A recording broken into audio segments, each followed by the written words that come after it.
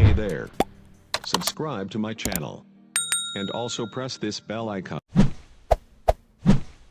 Ngalir sampai Nabi SAW mengangkat telapak tangannya alaihissalam. Dan ini sebuah mukjizat yang luar biasa.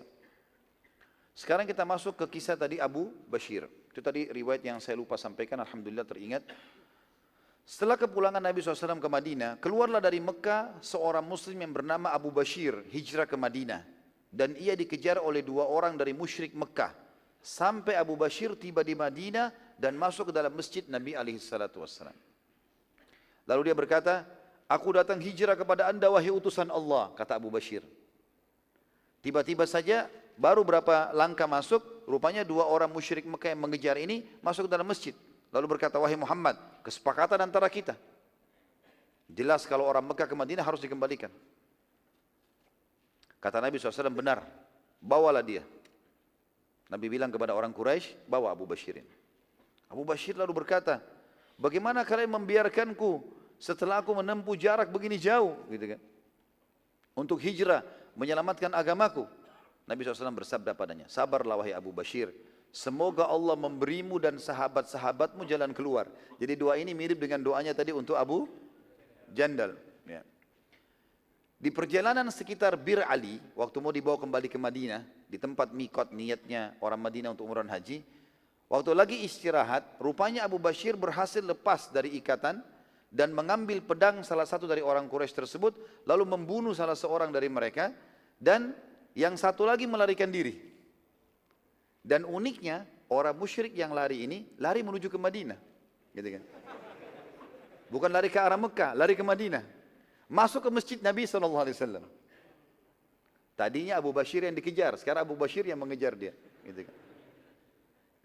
Karena ketakutan, si musyrik berkata, wahai Muhammad, tolonglah. Gitu. Aku akan dibunuh oleh orang ini. Gitu. Ya. Dan pada saat itu dalam riwayat dikatakan orang ini dalam kondisi berkeringat, debu, ketakutan karena Abu Bashir memang niat membunuh, gitu kan. Maka orang itu pada saat Nabi SAW mengatakan, ada apa denganmu? Dia mengatakan, temanku telah dibunuh oleh orang ini, maksudnya Abu Bashir, dan aku juga akan dibunuh sebentar lagi. Maka tiba-tiba Abu Bashir masuk ke masjid dan mengejar sambil mengatakan, wahai utusan Allah, anda telah memenuhi kesepakatan dengan menyerahkan aku pada mereka. Sudah selesai tugas anda. Kan tadi anda bilang, bawa dia. Sudah selesai. Anda dalam kesepakatan.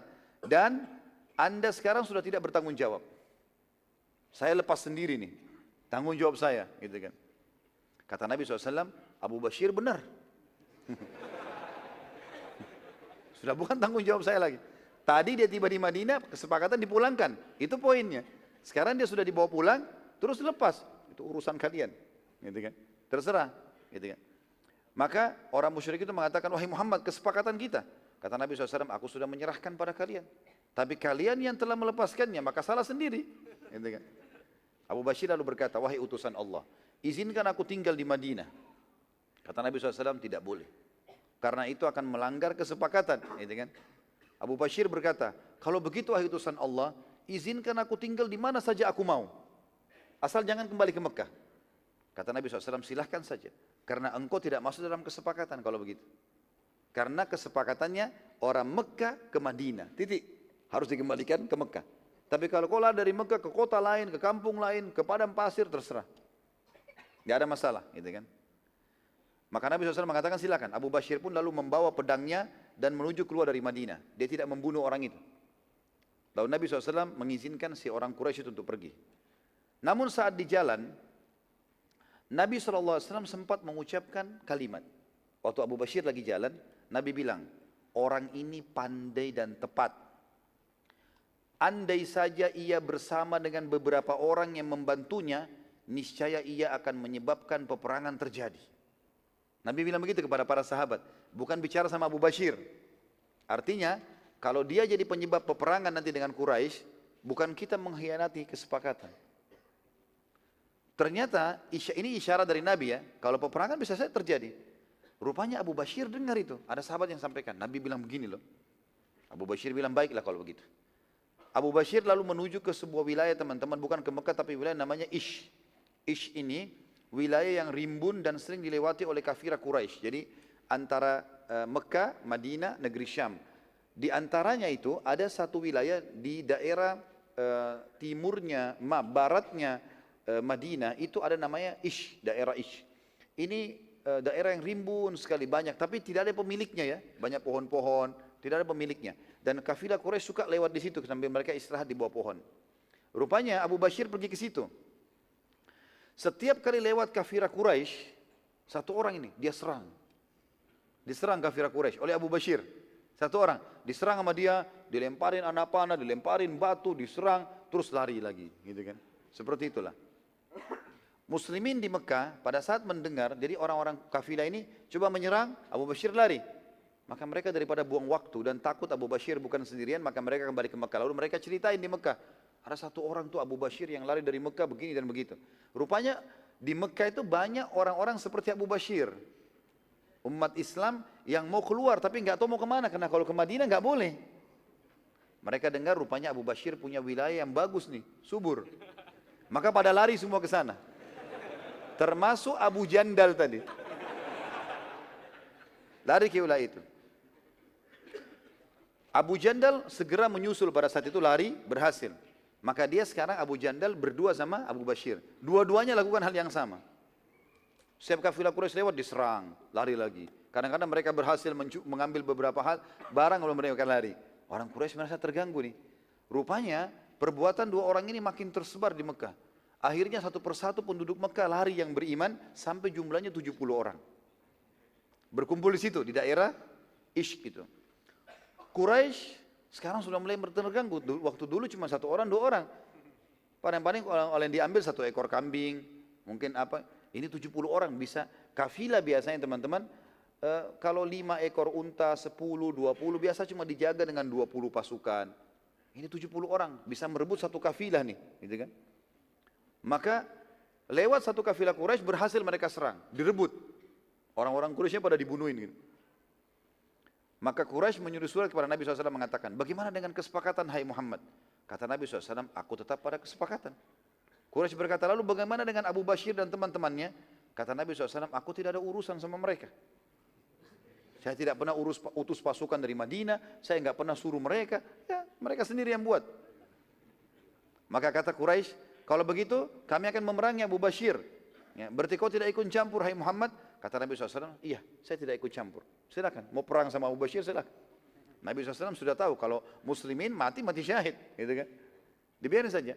Quraisy mengutus pasukan khusus ke wilayah Ish tadi itu untuk menyerang Abu Bashir dan Abu Jandal dan teman-temannya ini.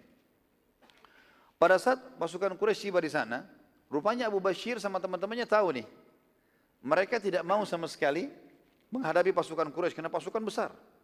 Kalau tidak salah diutus sekitar 1.500 orang, besar. Mereka cuma 70. Maka mereka naik di atas gunung, biarin aja di situ, berhari-hari, gitu kan. Akhirnya pasukan Quraisy jenuh juga ini. Mana nih orang-orang nggak muncul? Mau dicari-cari mana? Padang pasir luas, gunung banyak. Mereka sudah kuasai wilayah itu. Akhirnya pasukan Quraisy balik ke Mekah. Lama-kelamaan teman-teman sekalian, rupanya ada juga beberapa orang-orang Arab selain dari Mekah, suku-suku Arab yang masuk seperti dari suku Hudzail tadi kan, sekutu Nabi SAW ya. Mereka bukan dari orang Madinah. Mereka juga mau beriman, mau juga bergabung, pengen jihad. Sudah pernah dengar ada perang Badar, perang Uhud, perang Ahzab, bagaimana ada orang yang mati syahid, fadilahnya, keutamaannya. Jadi mereka juga mau berperang, tapi Madinah lagi ada kesepakatan damai sama Mekah, nggak ada perang.